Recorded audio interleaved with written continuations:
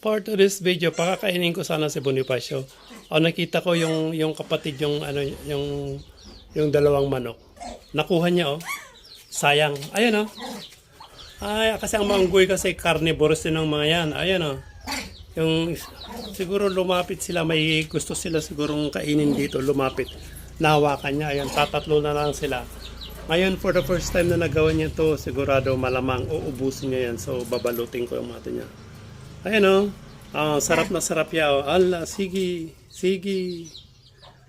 Carnivorous din ang mga to. Ayan sinayang mo ang isang manok. Buong manok yan, kinain mo. Hindi kita kikibigyan ng pagkain mo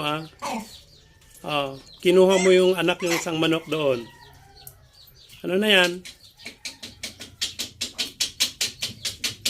Ay, Diyos mayo. Wala na, sayang. Ayun, karne na yan Busog ka na, busog na. Busog na. Ayun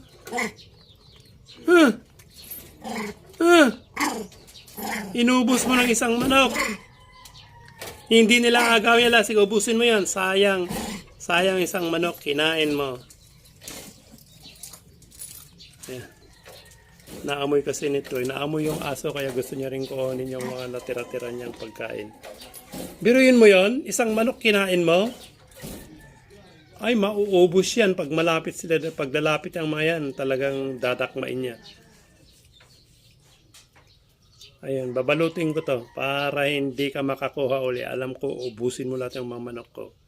Hala, sige, ang sarap yung pagkain niya. Mga carnivores din ang mga to Hala, sige.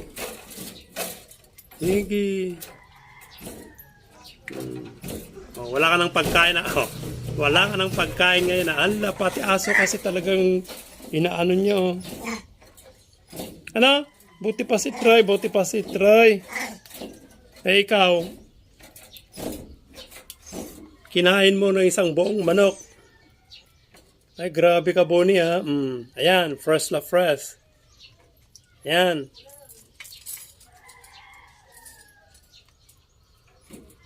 Babalutin natin ito para hindi makalapit yung mga manok dito. Ano? Ayan nagkalat yung mga karne ng manok.